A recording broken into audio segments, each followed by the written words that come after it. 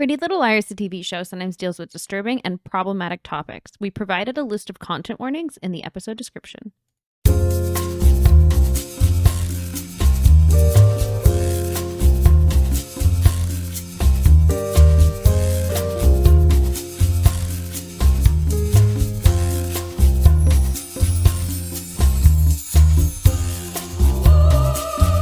Hello and welcome to Dead Ends. I'm Emily. I'm Brenton. See, we introduced ourselves. Yes. Just a big note there. Mental note. Check. And today we have 2 new episodes of Pretty Little Liars for you, along with some great tomfoolery, I'm sure. I just feel like the vibes are vibing today. Mm-hmm. Yeah. And by that I mean head fuzzy bad thoughts. This is only a good thoughts podcast. We've never had bad thoughts on here. And we've never once, just not had any good connecting thoughts in our brains. No, never. That's never. not us. There's always a good follow through. That's why we spent the last episode talking solely about Mona. Yeah. And an episode that had very little to do with Mona. That's what I'm talking about. This is another one of my this is one of my axes to grind with one of these episodes. What? Not enough Mona. Oh, I was like, I don't what's so are you ready? Do you have anything you want to do up front? Oh, I just wanted to say, actually, for across both these episodes, we'll dig into one of them, I think, a bit more on the subject when we get there, in the second one, the black and white episode. But I think across both of them, there's like some actually really cool production stuff that they do across both episodes. So it's like they're doing some really cool experimentation, which is fun. And something I've never pick up on the show or really like, or that the show really like calls attention to itself with these kind of things. It's kind of more like standard. I don't know. Careful, tread careful. Camera is like standard like multi-camera sort of thing. It's not, or single camera. That it's not as it's kind of like by the books. So it's cool that they're doing some like fun new like designs and shots and production and things kind of across both of them. The one that is like very overtly an entire exercise in production, and then just to kind of pepper it into even kind of like regular episodes is cool. Yeah, but more on that after. Also, I liked one of these episodes a little bit more than the other, and you might be surprised which one I do. Who knows? You liked the first one more. I did. The shock heard around the room. Also, before I get into episode 89, season 4, episode 18, Hot for Teacher, this is the episode that aired along the Ravenswood finale. Is it really? Yes. Okay, yeah. And you would have no idea that Hannah was then going to leave this episode and then go to Ravenswood to like talk to Caleb. And that's what she did in between this one and the next one? I guess. Or like, when did that take place, right? Is there going to be like some other follow-up in future episodes maybe? But like, I don't see... I don't know if the timelines are exactly 1-to-1. I feel like there is a mention of like Hannah going to Ravenswood and like not saying anything or something. Right. I'm sure it's kind of offhanded, but it's like you think that would be in the episode that leads into the show that you're trying to promote. Yeah, I don't know if they intentionally like lined them up or not though. Right. Or if they were just like, maybe it'll get more viewers. Yeah, exactly. Here's this, you call, especially coming off of Spencer knows about Fitz, that would be like, you get a lot of eyeballs on that. Yeah, and it's like, oh, well, and Fitz has a place in Ravenswood. Does that have something to do with this? Right. Nope, none of that. There's absolutely no connection. No connection. So if you didn't watch Ravenswood and were curious about it, maybe this plays into your calculations there. It also makes me sad that Caleb's not in the black and white episode because I feel like he would have been good in the black and white episode. Yeah, I think he could have done all right. Yeah, it would have been a good character to throw in there.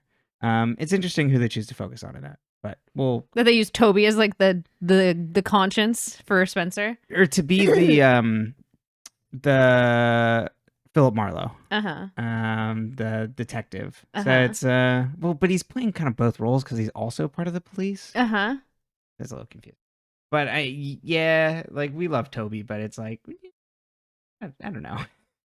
I think, and he doesn't know. We can get into it then, because I have theories on this, like that they didn't give the right instructions to the actors, right? Yeah, to get this to happen. totally. Because there's no way that all of them, like they had them play their own characters instead of like a characterization of their character. And if it's a hallucination, right? Why would it not be like Spencer's like Hannah would be the femme fatale, you know, or whatever it may be, or the man hater in this particular one. And like really commit to a specific role for her, or like a character for her to model her character off of. Yes. And it seems like they didn't really do that with them. They had them play themselves in a black and white movie with the dialogue, but without the speed. Yeah. I have theories. No, and yes, we'll save that. I think it's very good topic to bring up. So back to episode 89 recap. We open. So this is actually what I'm talking about for this episode that I think is really cool is the phone booth that Allie is in that we keep flashing back to. That is, it's like obviously on a set, but it's like covered in complete darkness. So you only see her in the phone booth and you have no idea like where she's at. So it's kind of like this weird liminal space where she's kind of like like almost like in between realities, in between worlds. Like you can read like that she's like stuck obviously physically and like metaphorically. Like in between places, so you kind of get a good idea of like what's going on with her. That it's almost kind of a bummer when we see her get on an actual bus on a set. But I think that the production design of it is really cool, and it's a little bit of me not having a huge breath to draw from like horror stuff, so I go Lynchian. But I mean, if you know, where it's kind of it's calling out the fakeness, but then that adds to like the unreality of it. So you know, if obviously, like I said, I have a smaller like lens to view that from. I have like less examples to pull from, but that's what it reminded me of. We open on a phone booth. It's Allie telling someone to get in touch with someone else, but only to tell them certain info. We see she's talking with Shana on the phone. Shana's in the brew and sees all the friends walk in. Allie wants her to swear she can get something for her, but Shana's like, I'm sorry, I've got to go. The friends all look at Shana and wonder if they can trust her. The friends all briefly talk about Wayne. He didn't have a heart attack. It was chest pressure from anemia.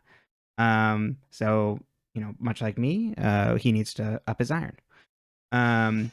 They wonder if Shana is A. Emily says, we know that A's a guy. And then Spencer looks around very weird and asks if there's like someone on like the play that could have stalked like Emily last night.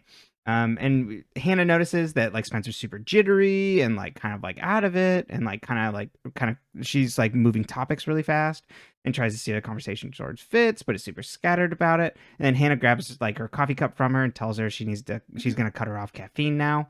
And she's like, after what like A did to me in the dental chair, like we need to stop looking into A. So we all need to agree on this. Spencer pops Adderall and looks into Fitz and A at home while Imagine Dragons plays Sail. She opens up the blinds to find it's morning and she hyper-focused all night. She texts Andrew to meet before first period because she needs some more, but he's all out. She then calls her doctor. Actually, she calls the school nurse. Because that's what we get later. That it's like in the notes that it's like school nurse. So, Arya talks with Fitz before class. Is it? Or I thought that was just that she had ADHD medication and it was kept with the school nurse on campus. Oh, that's what what's it in was. the notes. Oh, right, because they have to keep track of what students' prescriptions they're taking. So like when even in like elementary school, they kept all of my asthma and allergy medication in the office. The only thing I was ever allowed to carry was my EpiPens. Right. And that's because like it's an EpiPen. Totally, right. Oh, that completely makes sense then. Yeah, like I was never allowed to carry my like regular medication until like junior high or whatever. Right. And I'm sure in most schools probably don't want you carrying it. Right. Or even in high schools, if you are allowed to carry it, they have a record that you're allowed to have this. So like if a kid is caught with pills or something, it's like, oh, well, that's actually prescription rather than whatever. Got it. See? Appreciate that. I wouldn't how soon I forget about school. I always remember because when they do they'd bring drug dogs to high school and I'm like, you're going to find a lot of Benadryl in this backpack, babies. I'm like, what are they looking for? Any Benadryls? Right. Y'all want to take a nap? Feeling a little sniffly today. Arya talks with Fitz before class. He had a break-in at the cabin, but nothing was stolen, but he wants to go up there this weekend to kind of keep an eye on it. He invites her to go up with him. And Arya's like, I can't go. Parents are gone, and I have to, like, stick around to watch Mike. Fitz pushes her on this to go away for the weekend. He's like, I thought this is something we could share. Another great part of this episode is full gaslighting Fitz. When he's so it's like, it's also like exactly like male manipulator, just like textbook. Yeah, he does it really well. Yeah, he plays his character really well, which I'm like, why did they let him stay? Why isn't he gone yet? Oh. You know what I mean? Like, he's so good at being a creep that I'm like, why have we not creeped the creep out yet? Oh, right. Like, really actually folded it. Well, I can understand if you had kept him as a creep, you could keep him on. But unfortunately, we've been sitting in 4 seasons of creep. Yeah. It's love. Star-crossed lovers. This is juxtaposed to next episode where I go, he's not really doing anything. Fitz pushes her on this to go, wait, oh yeah. And she says, you know what? I'll figure something out. Officer Holbrook carries boxes to Hannah's car. This was evidence that was taken into custody when Ashley was arrested, and Hannah is relieved to get her favorite shoes back. He asks her about the book, and she's like, it freaked me out. And like, I'm giving up on mysteries at the moment. He mentioned that he's up to his elbows investigating Cece and quotes Sir Arthur Conan Doyle on investigating things thoroughly, and it's the small details. He says he's up to his holster. Oh, instead of elbows, he says holster. Okay. It made me laugh. It's pretty good. That's a little cop humor for you. Emily waits for Shana outside school. And also, this is like a new entrance to school that we've never seen before. I think it's to like the swim. Probably. This is probably to the pool. Oh no, it's to a pool. It said like the aquatic center. Yeah. I was like, oh, we haven't seen this before. And asked her if she was talking to Allison at the brew. Shauna's like, I can't tell you. And if like, even if I was, you screwed it up. Shana then goes to leave, and Emily's like, tell her I'm sorry. And Shana says, I'll see what I can do. Hannah asks Arya what was up with Spencer, but Arya's like, yeah, she's just like studying. She was just probably like up all night. Hannah noticed that Spencer was drinking herbal tea when she always drinks espresso. Hannah thinks she's actually investigating A. Hannah mentioned she was talking to Holbrook and calls him Gabe, and Arya's like, are you like friends now? What is happening? Which, I mean, it's fair. Like, I know Arya's also dating her teacher, like, not good judgment, but like, all of my friends have these weird adult men in their life. Like, Spencer's got Ren. I've got Ezra. That would really like throw you off for sure. Got Gabe the cop. The cop? Really? You picked the cop, Hannah? Right. Just like, why are you like on first name basis with him? And Hannah's like, no, we're not friends. We just like the same books. Hannah pushes on Spencer and says like, we got to get her like to back off investigating this weekend. Arya's like, oh, I'm going to my dad to Syracuse, and like it's because I don't want to stay home with like Mike and Mona. Hannah goes to class, and Arya sees Jesse talk with a woman who's crying. Spencer stalks around school and notices a girl take her meds and put it in her purse. Spencer then saunters over and stops to talk to her, all casual like, and is like, my dad took my Adderall accidentally away from the house, like, because when he went on a business trip, and like, I need it because like it's going to be gone for so long. And then they barter a little bit, and then it soon becomes clear that the girl she's talking to, Brenda, is a dealer and makes Spencer pay up. She rounds the hall and runs in. Spencer rounds the hall and runs into Fitz, who asks to talk with her. He wants to talk about her like essay, which is very low quality for her, and like even plagiarized, and wondering why she's so off. He asks to see her after school, but she's like, I'll just take the low grade. And he's like, like if you start to like cheaping out now, it's just gonna like lead to like big problems later. But she leaves. Arya goes to see Jesse after school, and decides to leave, but then he comes out of his office. They talk, and she says, I'm angry, but mostly at myself. Can we talk about it? Spencer looks up online for Ezra Fitz Ravenswood address. Nothing. She picks up a call from Hannah and tells like, oh, I'm at the library. Hannah doesn't buy the lie because she's outside with Emily in their car, and they can see Spencer's car. Spencer's like, I walked. Spencer gets no results on Google, and comes up with an excuse to blow off Hannah and hangs up. She runs another search for Ezra Fitzgerald and gets some search results which we don't see. Arya talks with Jesse at first about Mike, and Jesse's like, wait, I thought you were mad about yourself.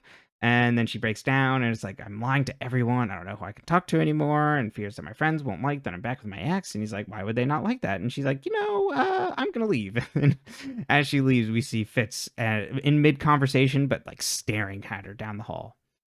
Emily and Hannah are staking out Spencer's house, but Hannah claims it isn't stakeout because there's no coffee or donuts. Hannah sees Shana leave the DeLaurentis' house.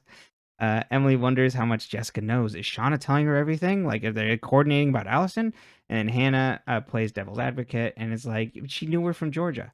Emily wants to follow Shana, but Hannah says if it's related to Allison, we should drop it. And is like, you know what? Let's go. And they drive away. Fitz looks in a file cabinet in the teacher's office and grabs a file on Spencer. He sees that on the student file is that Spencer asked for study meds. Jesse walks in, accidentally mistaking it for the teacher's line. They talk about students, and like Fitz is like, "Oh, like I'm having trouble with the student," and Jesse's like, "Well, you just need to talk to them. They'll let you know your problems. You just kind of like really have to like talk, and like you'll be surprised at like what they're like interested in confiding in you." Emily gets a ring at her doorbell and then sees Shauna's there.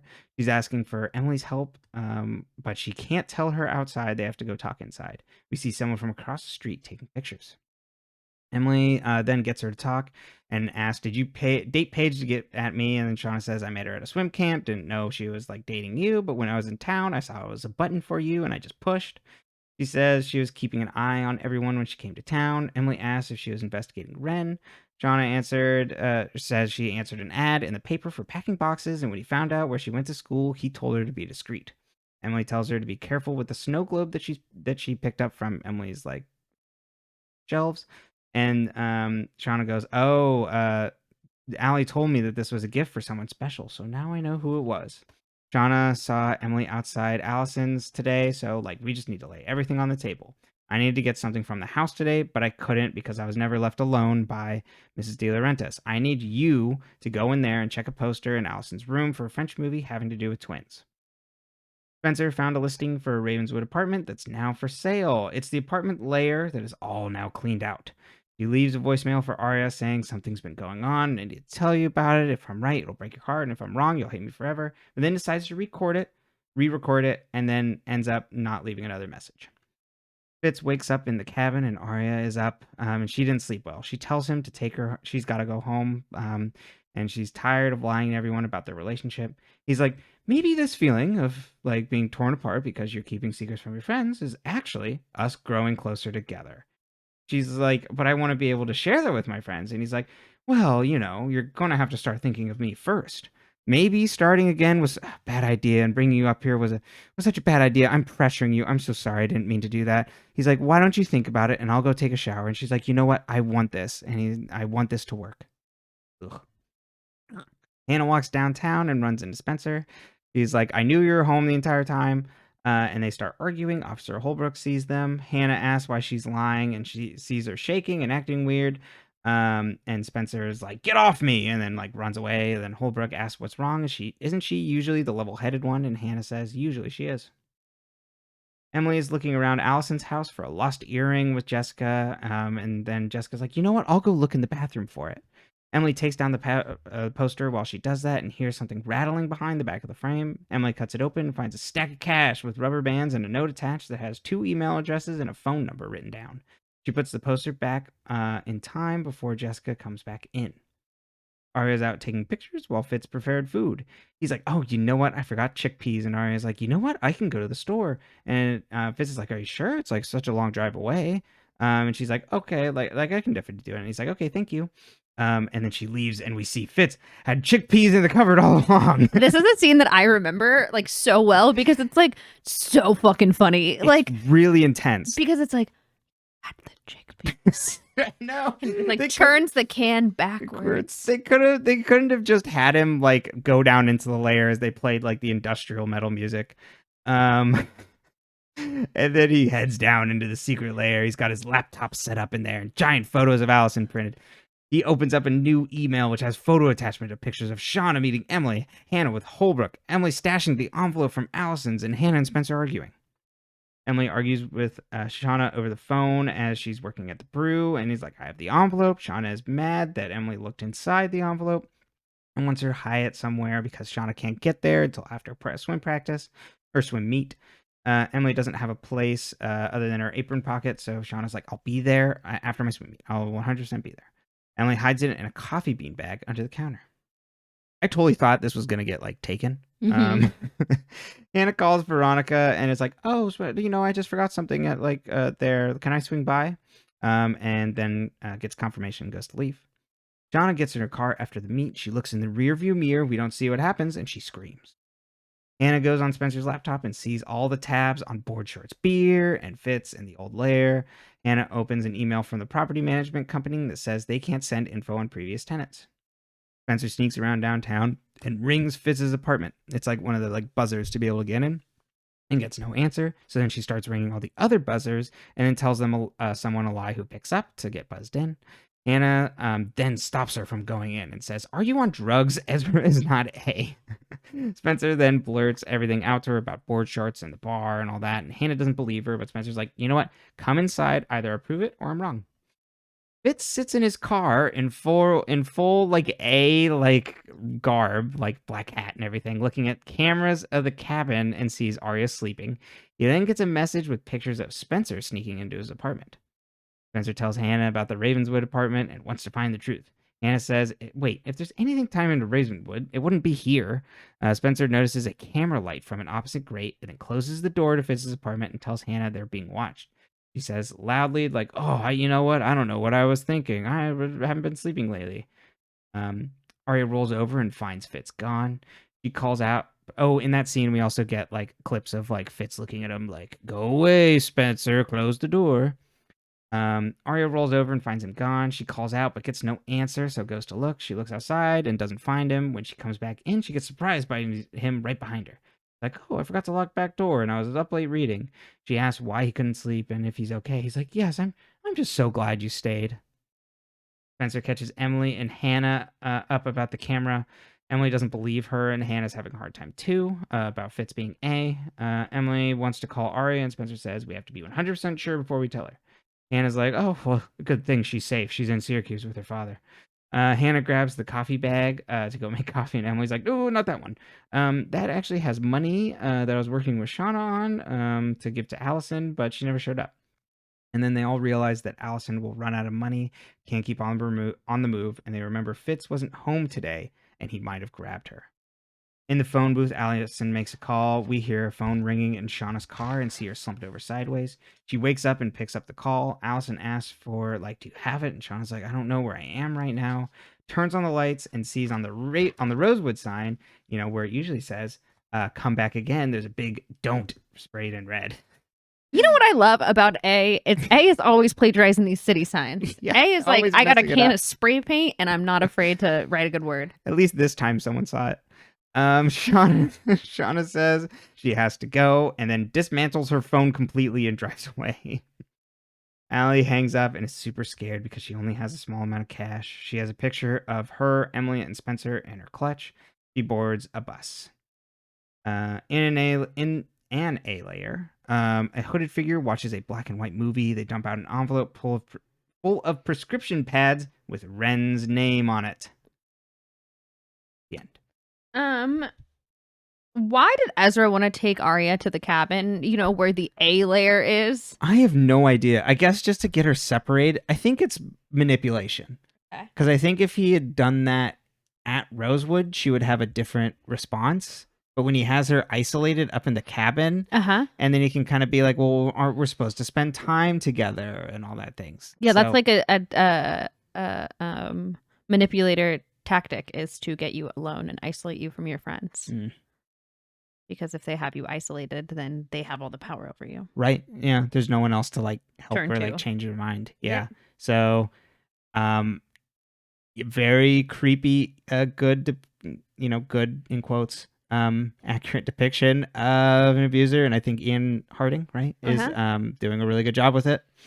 I just could you imagine being so cocky that you bring the person that you're stalking to the place where you have all the stuff that you're stalking them with? And then you go out to your car when she's just sleeping. And you watch her on the baby monitor? Right. Oh, she's cooing. But it's like... I mean, with that age gap. Yeah. Every now and then they call attention to it. It's just like, oh, good God. It's like, I want to date you when you graduate. Ah! That's also called grooming? Yeah. It's just not cool. And at least at this point, it's like, we should all be like, ugh. But before... Hey, Pretty Little Liars has some weird stances on inappropriate relationships. Yeah. Well, if he was nice, maybe this would be different. Yeah. Well, it's kind of like, this is obviously that we've talked about this to death, and I'm sorry to bring it up one more time, but just when we're watching like Vampire Diaries, and they have Damon's and Elena. Supposed to be 24. Mm-hmm. And then he's like, but Elena, you're the love of my life, and it's just like, she's still in high school. At least Stefan was frozen in time at 17. Yes. I mean, granted, still he's been around for 100 right. whatever years, and that's. But he's mentally, I mean, like he's stuck at 17. Whereas Damon's stuck at 24. Right. What does that mean? Exactly. And the way they always play Damon with like the older women of the town too, like he's always dating a full grown adult, and then for him to have this like passionate love for a teenager. Yeah, it's like Yeah. You know, it's hard to put on your blinders. But I think with that one, because they're like frozen in time supernatural beings, right. It's like completely like, you're just like, okay, you know what, like fine. Right. They wait till she's 18 before they start really working on that one. So I mean, I guess there's that. Right. He's not her teacher. Yes, exactly. There's no power imbalance. I mean, there's power imbalance because he's a vampire, but yes, but that's just part of the fiction. Like, who cares about that? It's just sometimes where it's just like Damon is like a. This is a really dumb statement to say. He's adult coded. He's a grown up, and Stefan is teenage coded. 100%. Yes. So it's like they don't have. It's funny. What does Ezra want with Spencer? Why did he want to meet with her alone? That's also a controlling thing. Because I think we get hints of that in even the next episode, which I think rings true to the character. Of he wants to try and keep an eye and control them. If he can get them isolated, he can. Do you think she actually turned in a plagiarized paper, or do you think he was saying she did and thinks she doesn't know what she's doing because she's? Oh, I think she actually totally did. I do think she actually probably like just didn't finish and just turned it in. Yeah. Was like, I'm gonna actually hyper focus on this thing. Yeah, exactly. Investigating you. Do coffee and donuts equal a stakeout? You know what? I hadn't thought of it before, but I think Hannah's right that the snack makes the stakeout. So when my cousins, when I was little, they don't listen to this, I don't think. Two of my cousins, who are siblings, made a family movie, if you will, called Cops.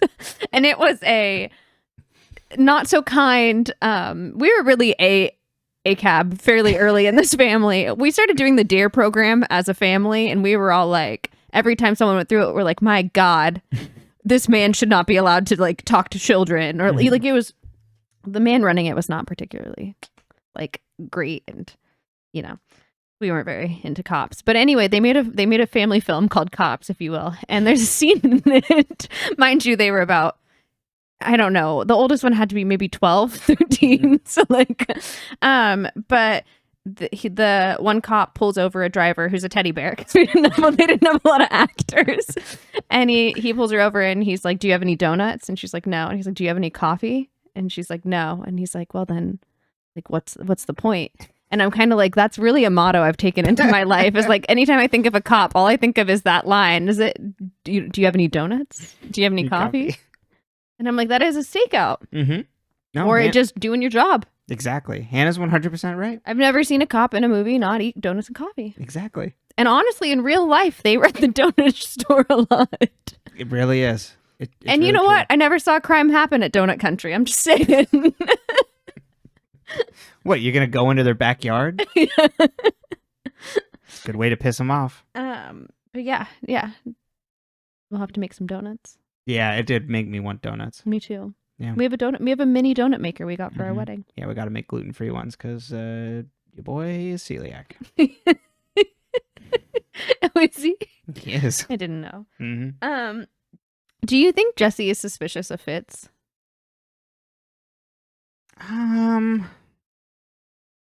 I don't think so. I don't think that in any meaningful way. I do think it is innocent. Okay. At least what's going on right now. I don't know. I don't think so, but then you ask questions like this, and then I go, is she trying to bring a horse to water and get him to drink? You know what? I did not remember Jesse at all.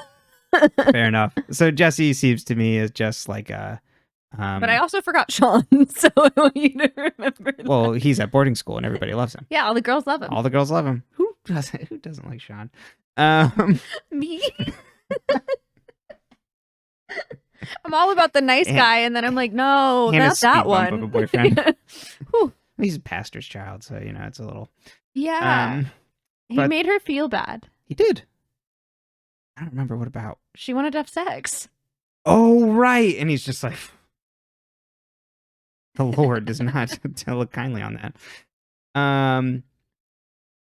Now I've completely lost my train of thought. Oh, I think Jesse is like just a completely innocent adult and is a good avenue to like connect Mona and with Mike. Arya. Well, yeah, that, but Mona and Arya essentially. Oh, okay. And Arya and Fitz causing complications. I think he's a good because this show is all about lies.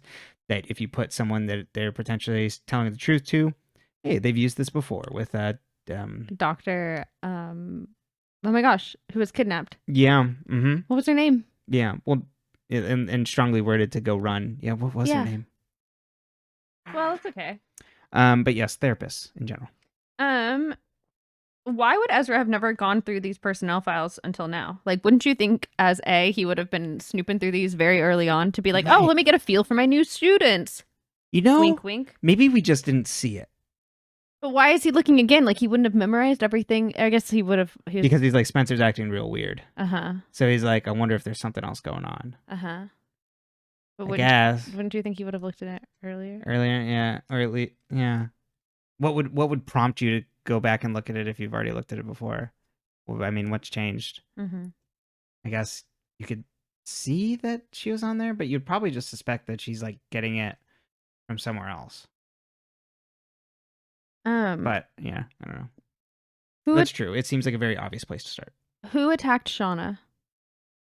Oh, that's a good question. Because she sees someone in the mirror and freaks out. Mm-hmm. Which would be anyone for me if I was getting in a car and thought I was alone. So yeah. There is that. And Fitz is at the cabin.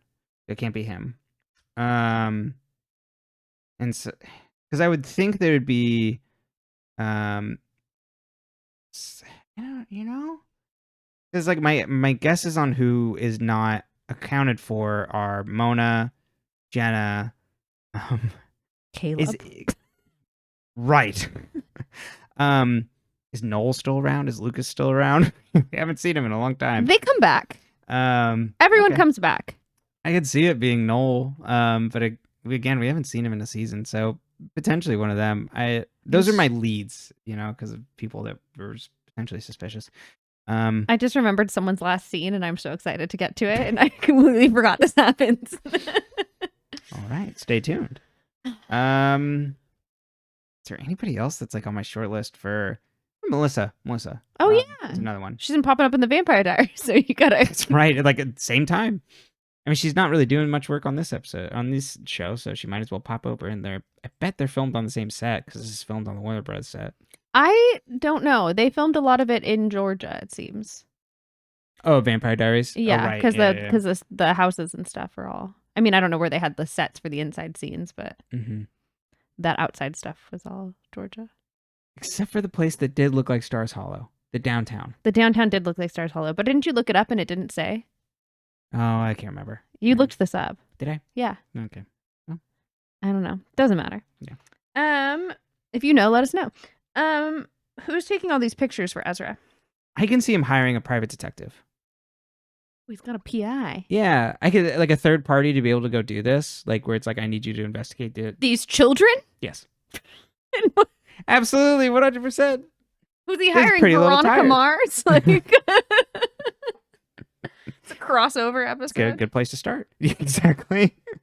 Oh no, she was long gone by now. I think this is actually would have been a year after the movie came out. I think movie's 2013. Might have been the same year. Still can't believe they killed Logan. Spoilers if you didn't listen to our season. That was the worst thing that's ever happened to me. I was so mad. And they're like, this is how we continue the show. Well, where's that other season?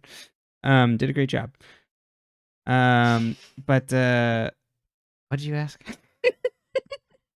Who's taking the Pictures. pictures? Yes.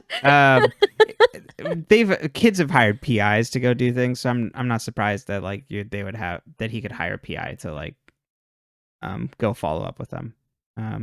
That's what I suspect at least. Or if we're talking about camera people, Lucas. Oh, that's smart. Yeah. Could be Lucas. Mm-hmm. I don't remember.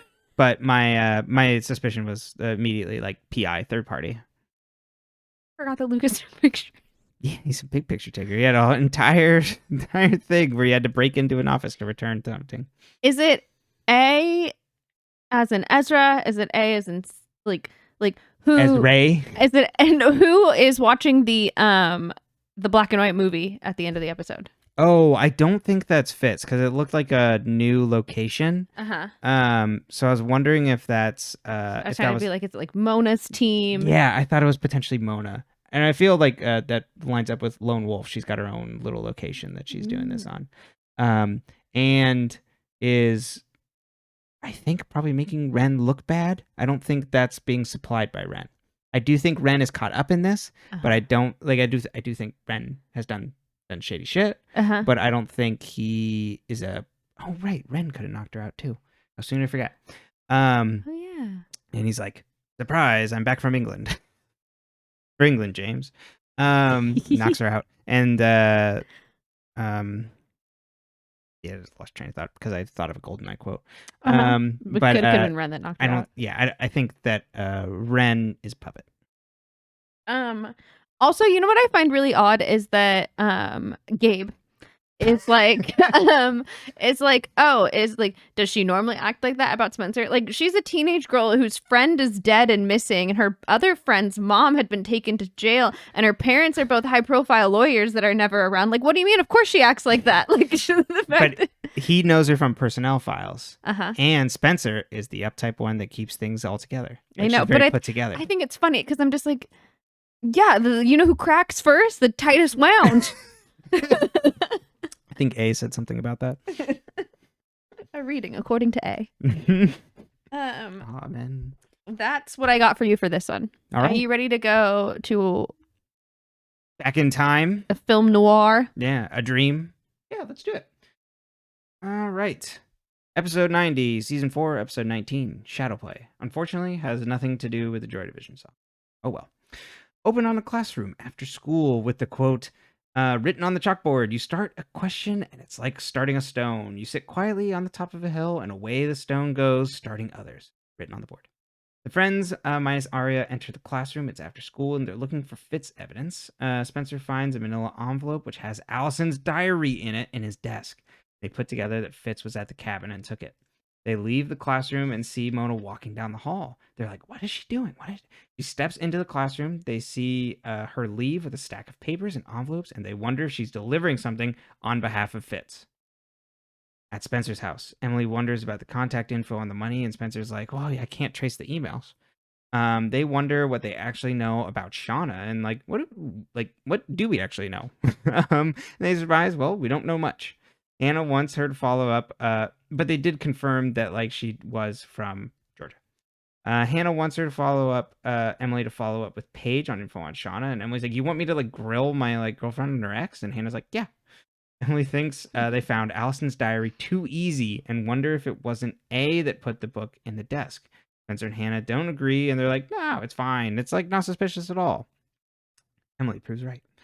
Fitz and Arya drive, and he asks what she's thinking about, and she's like, no, you don't want to hear it. I've got to, I still am thinking about homework. Oof.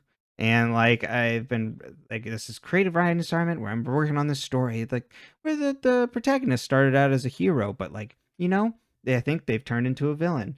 And they both say sometimes the villain wins. Um, black and white movie. Sorry, let me pull up the actual movie was. It was The Narrow Margin, 1952. Um, and is on while Spencer reads Allison's diary and looks exhausted. He watches the movie and takes another pill. As a gunshot goes off in the movie, the entire scene changes that she's into black and white, and Spencer notices that she's dressed differently, like old school, kind of like classic painted nails, and that the house has old school tech. Toby then appears in a trench coat and hat and says, "You've been holding out on me."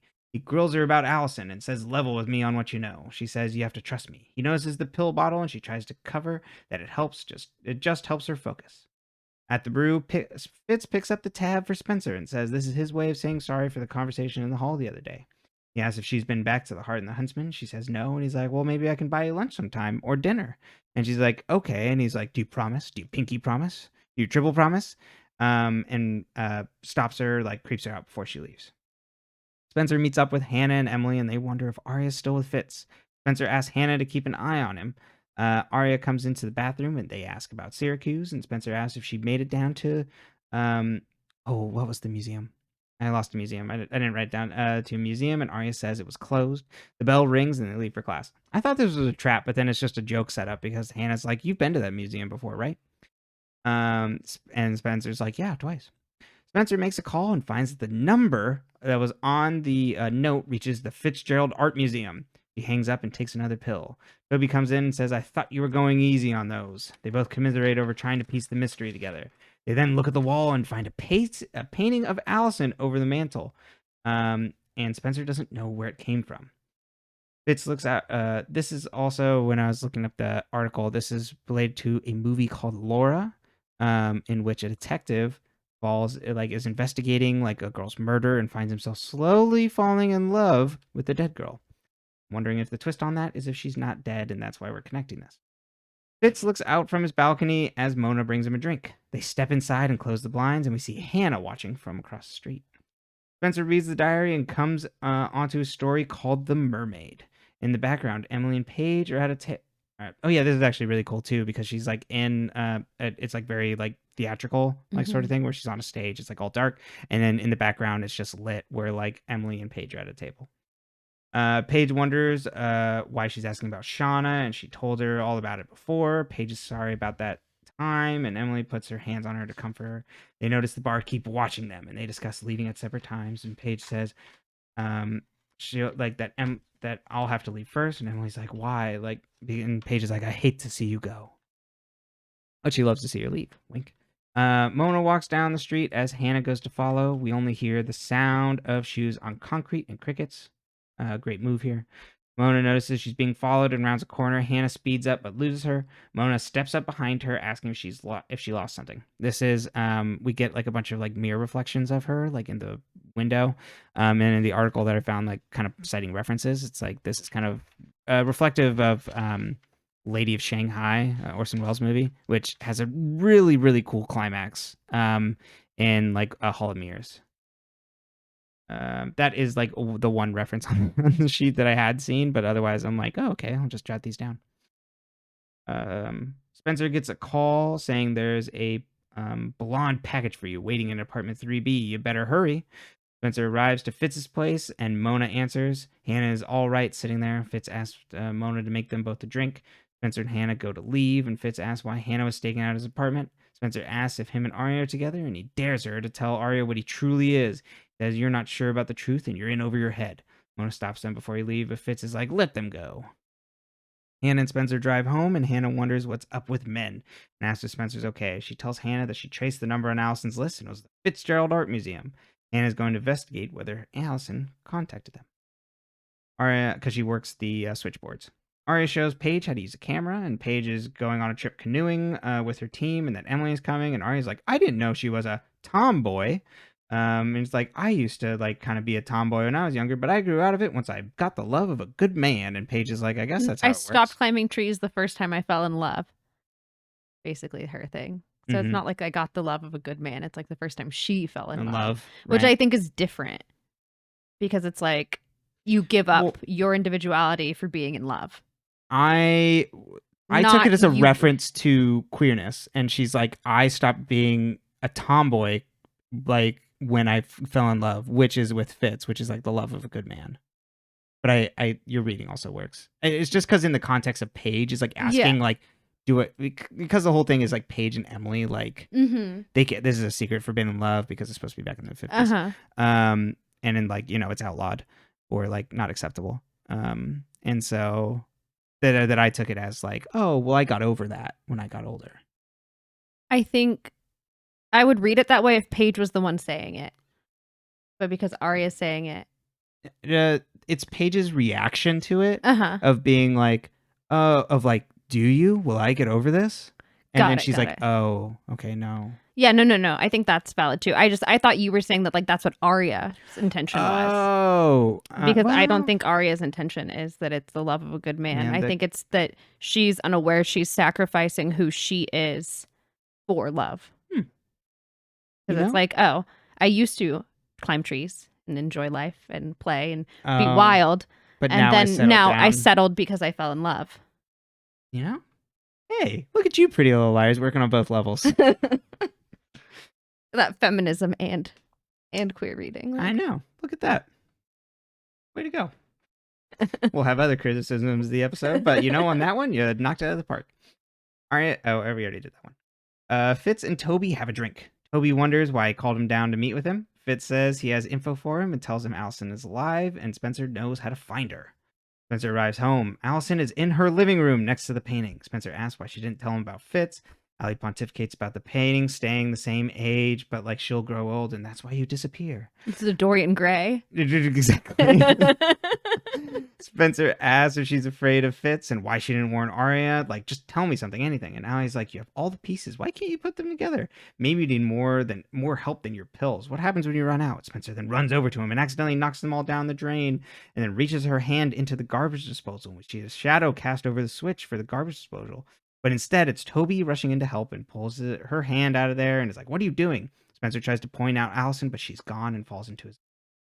Toby's interrogating Spencer at the station. He asks if Allison is alive or dead, and she says dead, but he's like, that contradicts what you said earlier. He wonders if she helped Allison fake her death, or maybe, just maybe, Allison tricked her into helping her fake her death without you knowing. Arya and Fitz share champagne. Arya says she's going to tell her friends about them, and Fitz says if you can trust them, and if they actually trust her. Do you know everything they like about them and even their lies? And Arya says the important truths, and he's like, I bet you I know one of your secrets. And she's like, bet you don't. He leans in and whispers, Allison's alive.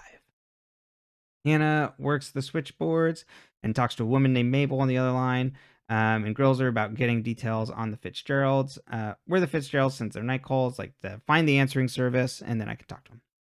And then Hannah gets in touch with the answering service to ask them if an Allison contacted them. Paige is with Emily, and she talks about being afraid of being alone. Emily says, I won't let that happen. Paige is worried of what will happen when people find out about them, and they agree people will just be jealous, make out, and we get a sex scene. Toby, very chaste one.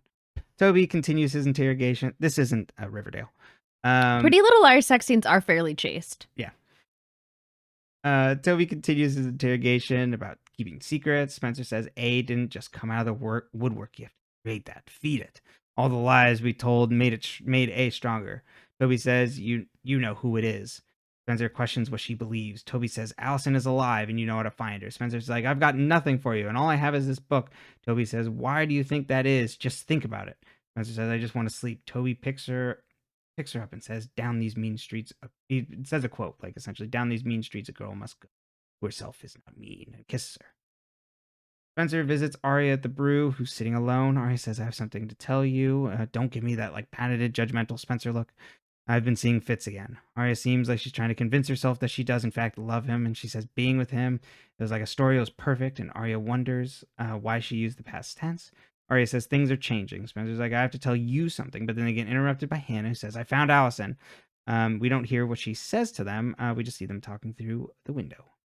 They arrive at a backdoor alleyway on the side of a club, and the call that was made to the answering service was from a payphone from this club. They all go backstage and see a bunch of costumes. Emily says, this can't be right. Allison can't be here. But then she walks in asking if any and yells at them about coming in and finding her. Did anybody see you? Spencer says, I don't think so. And Allison's like, then get the hell out. Told you not to come look for me. Are you trying to get me killed? Arya says, we want you back. Allison starts to drill into Spencer, being like second place to her. Like, oh, if I come back, like you're just like, that's going to knock you down a peg. You know, you're always controlling everybody else. Spencer says, maybe we should all think for ourselves and see how long you last. That you then last on your end. You're setting us up and you're not getting one over on us. Allison looks into Arya and asks if she's told her. Arya says, told me what? A gunshot then pierces the room and they all run for it. They run through the basement of the club and into a dead end. Allison wants them all to go separate ways. Fitz calls to Arya and they tell her not to go to him. And she's like, why? Why shouldn't I do that? But then she finally responds to him and they see him in the doorway, like his silhouette.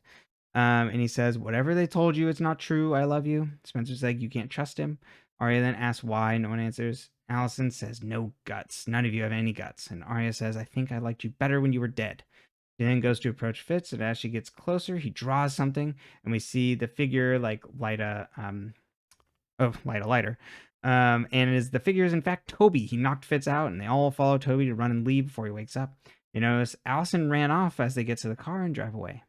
Arya looks sad in the back seat and asks why asks Spencer why Toby hit Fitz. No one responds, and Toby asks if Spencer... And Emily's like, Allison was right. We all don't have any guts. Toby asks if Spencer figured it out yet, and Spencer's like, I'm just so damn tired. Everyone in the car then says maybe she's afraid of finding the truth. Toby says, look at the pages, look, not the book. And she's like, it's the same thing. He's like, no, it's not. Look at the pages, not the book. He then wakes up in the kitchen and goes to look at the diary in full color again. She meets up with Hannah and Emily and says, we were supposed to find it there. Like, this is a Trojan horse. There's little changes all over the book. I took photos of the pages on my phone. So if we match them, there's all these little all these changes across it. Like Ambrose's pavilion was changed to something else. So this must be a big clue.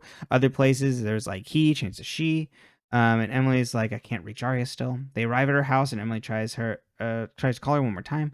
Hannah looks through the window and sees Fitz with Arya. They kiss as Spencer's face falls.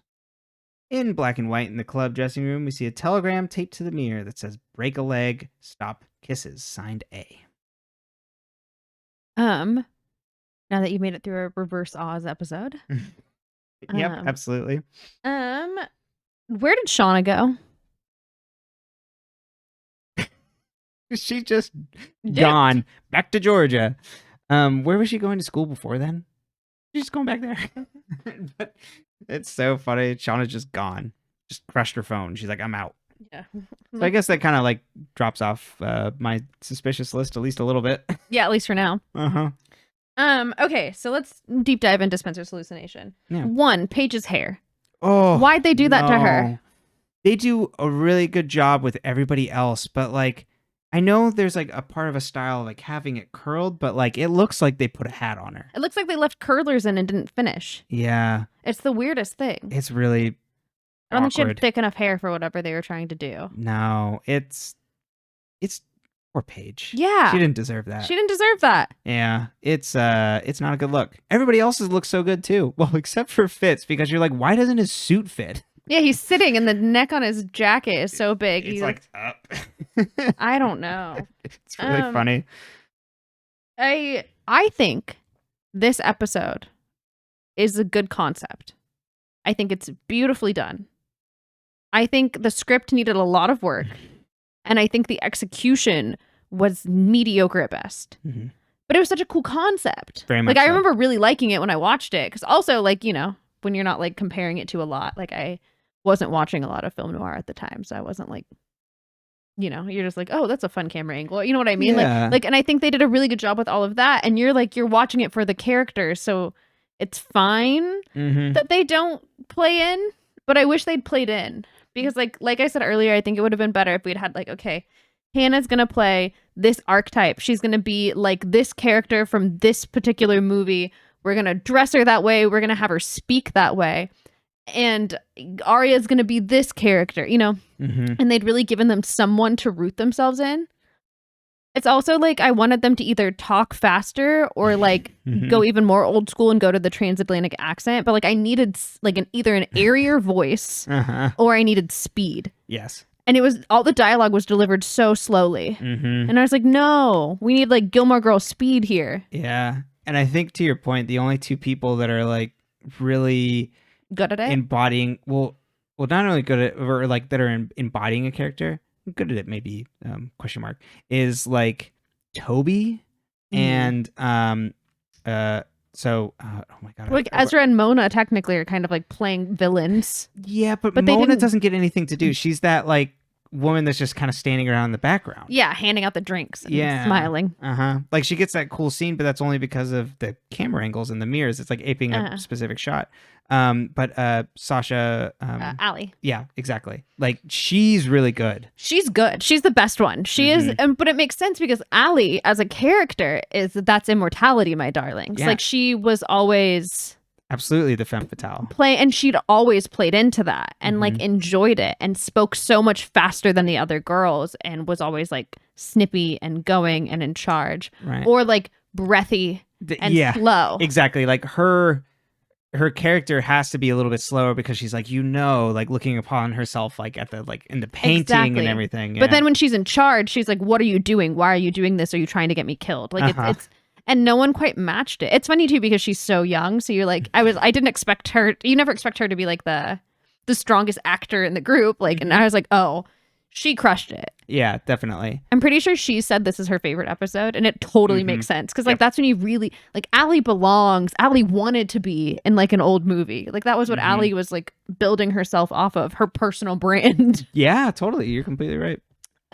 As a individual. Yeah. And she wanted to be that femme fatale and that center of attention and to be smarter than everyone and prettier than everyone and to be the reason that there's all this chaos. Like that works for that character. Absolutely. And so it's fun because you know that like the way they film it, that's how Spencer views her.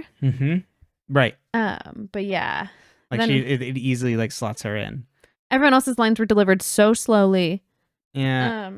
And I think Hannah was really good. Yes. And I think her character works for this type. And I think particularly she's shown at the switchboard scene in a scene by herself. Yes. That was her best scene. Absolutely.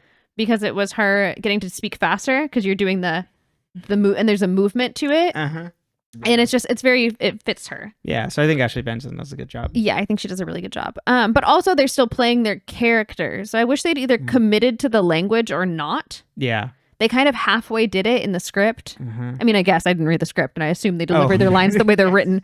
But they either needed to commit to fully like this is 1950s like hard-boiled like detective language for Toby. And you know what I mean? Like you needed to like you have your villain, you have your like you needed to really like commit to how you wanted to have them, or if it wasn't that, if it was more like a however you wanted to have that character appear. But they didn't commit to any direction with any of them. No. And he gets some.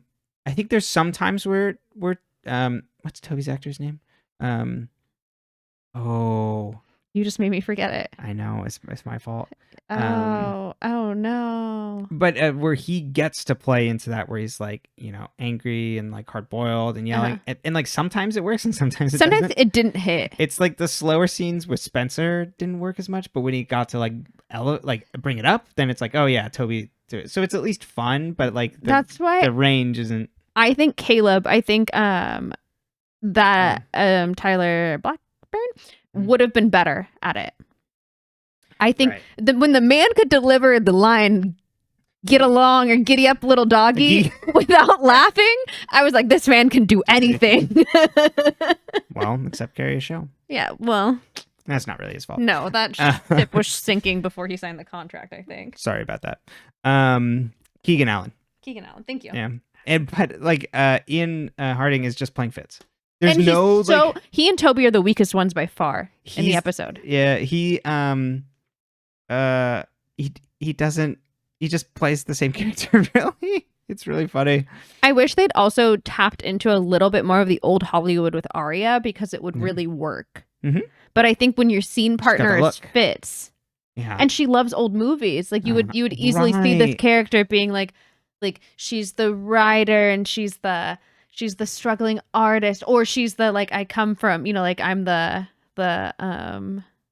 Zelda Fitzgerald, I mean, that's more like, I guess, 20s, but like, you know what I mean? Like playing with those kind of concepts than like being like, okay, she's just a slight like plot point. Yeah, she doesn't really get much to do at all. No. And then... And her lines weren't particularly good. Like, and it wasn't the way she delivered them. It was that they weren't good. There's just nothing there. And you would think that, like you said, that the focus would be on her because, again, she's got that connection rather than Spencer. But because of how they set up the conceit, and then belongs on Spencer, which doesn't have the same sort of impact as a noir where you put a woman in over her head. Exactly. Which would match the genre better. So they kind of like back themselves into a corner. I thought like Allie and Hannah were the best. I think Arya was okay. I think Spencer was okay. I think Emily and Paige were okay. Yeah. I liked their plot line. Like I liked that we like honored that. I do think it's funny to think that like it's Spencer's hallucination and she gave them a sex scene. Right. Like, which is go get him, queen. Like I'm not here to judge, but I do think that's like funny. It's like, yeah. But I like that they got like a nice scene and addressing like their relationship or like where Spencer views where their relationship is right now. Right. And through, well, other than the sex scene, it's like very Hays Code where it's like you can't talk about, you can't openly say like gay, lesbian, or even like explicitly mention sex, except for the sex scene. So that kind of, yeah, they kind of then hold back the right. So, but filter. Exactly. But at least in the dialogue, they're cagey. Exactly, yeah. But yeah, it's such good potential that I wish they'd done more with. Yeah, I think what I ended up coming away with is it's a good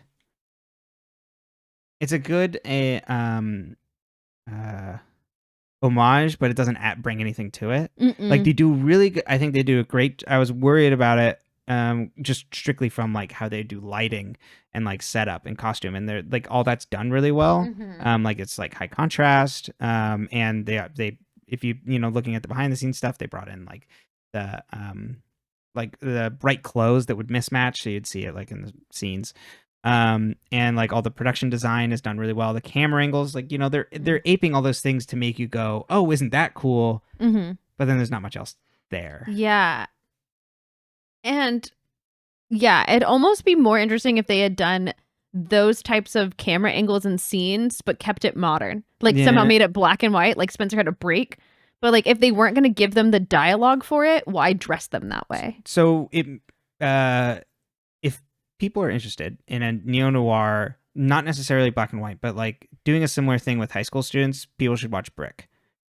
Brick is a really good version of this, which is playing neo-noir in a high school straight.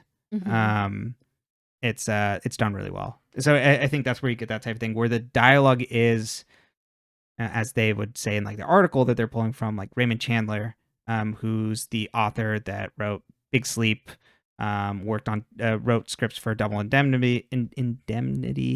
Oof, that was hard. So like Philip Marlowe character comes from Raymond Chandler. And which is the quote that it's a Philip Marlowe quote that on these mean streets. Yeah. Perfect. Okay, that's good to know. And yeah, so I'm pretty sure it's said by Philip Marlowe in like something of Chandler's. Probably, yeah. I'm almost positive when I googled it, that's where it came from. No, I think judging by like what their like aim is and things, I think that would make a lot of sense. And so Brick is kind of bringing its own thing to it and doing something similar. So like the scene of like the kind of like tailing where they're like walking down the street and you hear like the only like click clack of the shoes. Like they do that, but for like a chase scene, and it's done. And he brings his own thing where it's like he messes with like taking away sound and like how and like the camera angles like to like heighten the adrenaline of like the chase and things like that. And how he gets away.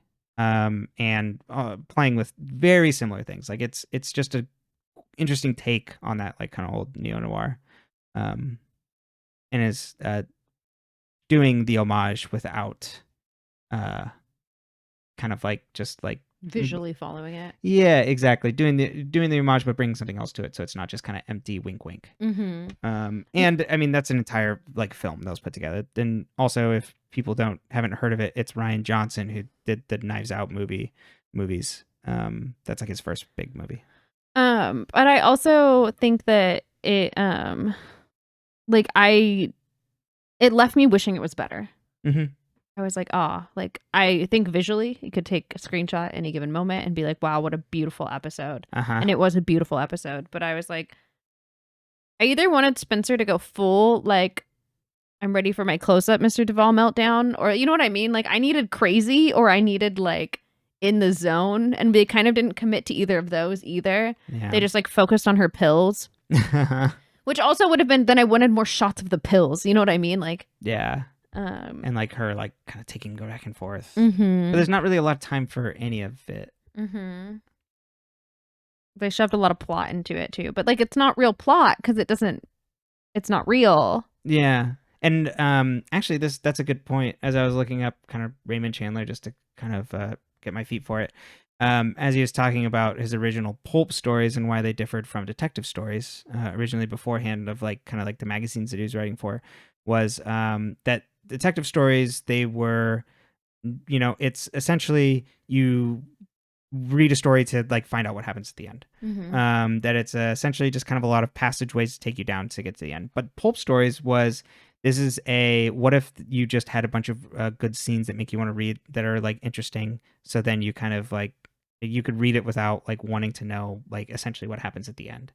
That these are that the point is to make these like really like interesting scenes to that then make up your plot to like reach some sort of verdict at the end, which I think is what a lot of people will float at the like kind of like the benefits and shortcomings of noir, of like, wow, it's all really like all these scenes are really interesting and you kind of get lost in the plot a little bit, but then there's like twists at the end, so it's like a positive and a negative to it, but like you don't quite get that as much in this. I don't think like all of them kind of stand up in that same way. You ready for your next question? Yeah. Okay. Is Ezra A?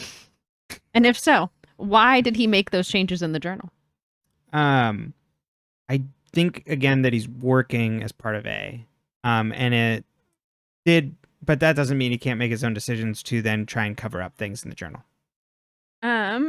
So yeah, part of the scheme, but he did this on his own. And personally, I think one of my favorite things about the episode is the metaphor of Allie being like a performer, like hiding in plain sight. Oh, that is really good. I like that. I think it is a really good metaphor. Sir? Excuse me, young man.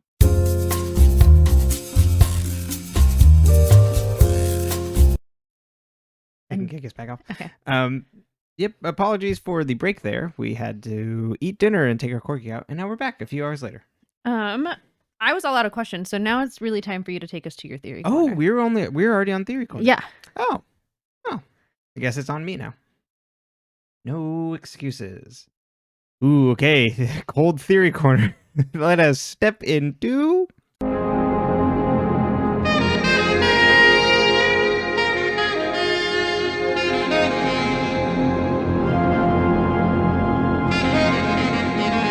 Theory Corner. Welcome to Theory Corner.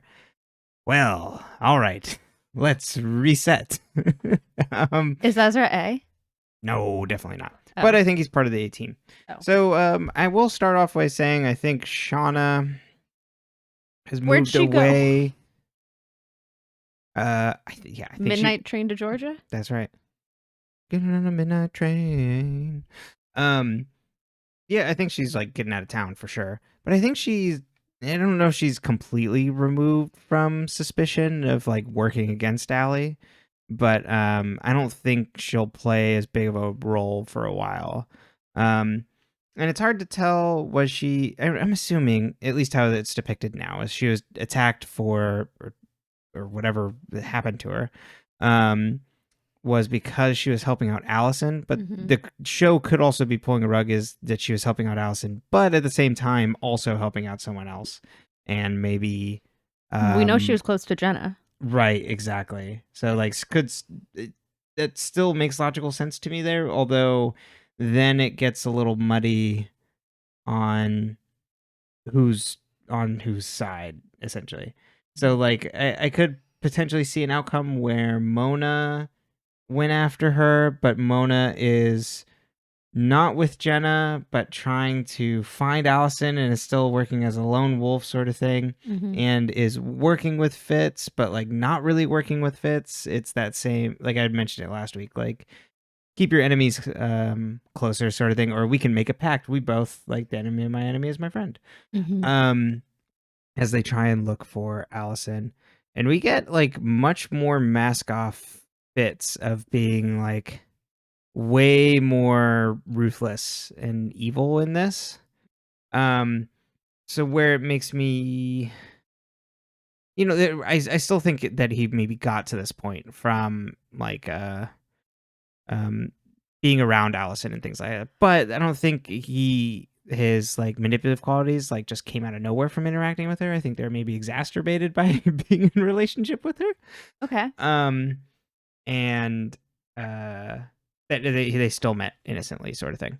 And I think that Mona is maybe kind of just playing chaos agent, and so I think could potentially be setting up Ren also, who had some sort of relation to the whole thing through Melissa, maybe? Okay. Because they would have still been together when Allison disappeared, because it was only, say, 1 year ago from the start of the show when he is going to get married to Melissa.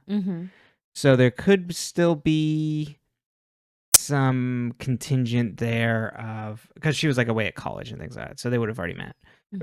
Potentially not. But that he could be connected to whatever she's doing to try and protect her, or she could be the A thing running around and having Ren do things for her, so then he gets like self-conscious and things, or not self-conscious, gets scared, which would then maybe lend credence to Shana not being completely bought in if she was going after Ren and that sort of thing. Okay. I do think that the thing that the show posits this week on the black and white episode is something to consider. It is a cool idea that Allison was using them all to help like cover her tracks, and that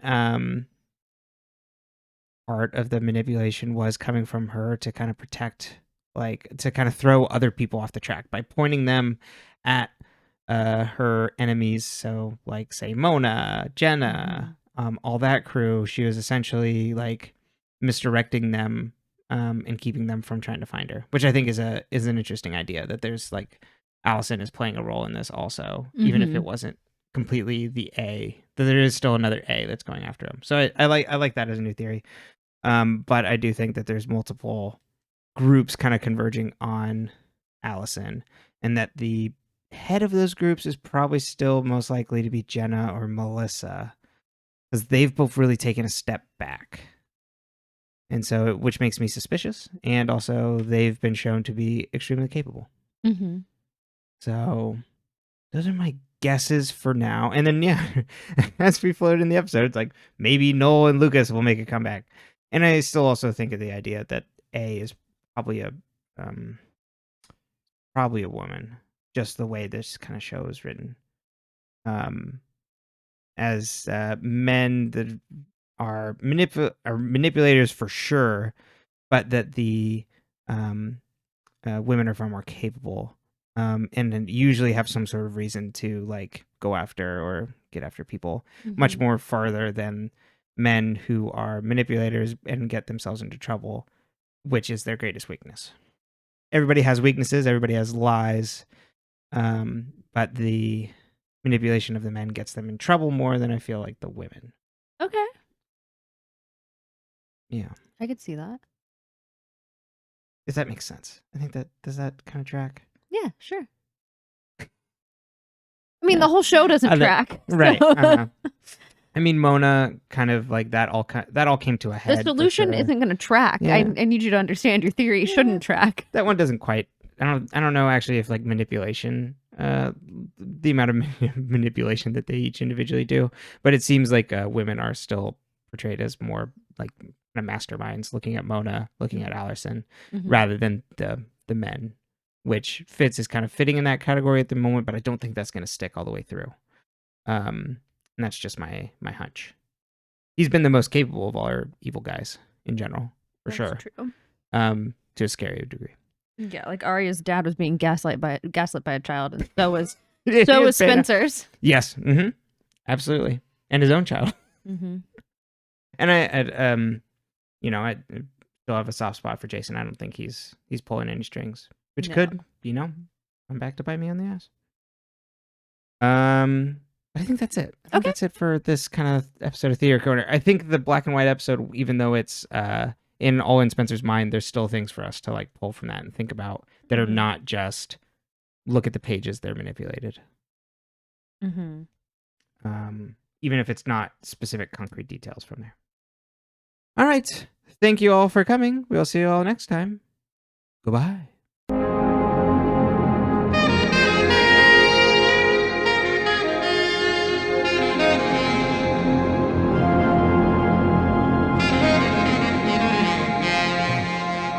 We did it. We made it through another 2 episodes. Yeah. We're here. You're here. Thank you for being here. Thank you. We are sponsored by viewers like you. Are we? We're not. We're like, you hiding the money? We share a bank account. It's in the coffee bags. Been drinking decaf, and that must be why I haven't seen it. I'm the one who makes the coffee. Plugs? I'm here. You can find my stuff in my link tree. I mean, it was more of a general thing. Like, should we move into plugs? You can find this podcast on all your audio podcast platforms of choice. Where Emily is. I'm here as well. If you want to watch it on YouTube, the video version is there at Dead Ends. We are also now on co-host, and we plan on making a post each week, kind of like going up with the episode that gives us a little bit more to kind of like write up on and have a little extra space to do that, and gets us away from Twitter. So all happy about that. Well, until Blue Sky. But that's in beta. We don't know if anybody's going to go there. So, but it seems like a lot of people are. I feel like you just spoke German at me. I'm like, Blue Sky is the new Twitter thing. Okay. So that before I deactivated Twitter, people were like, "Oh, give me an invite," because it's like in beta right now. Oh. So, and it's by Jack Dorsey, so it's like the exact same look and feel as Twitter, but just Different. not, Elon Musk. Which I'm not saying, wow, exciting. Let's jump over to the other billionaire's platform, but anywho, I'm rambling, but as we always say, we're still here. We're gonna find out everything. Bye.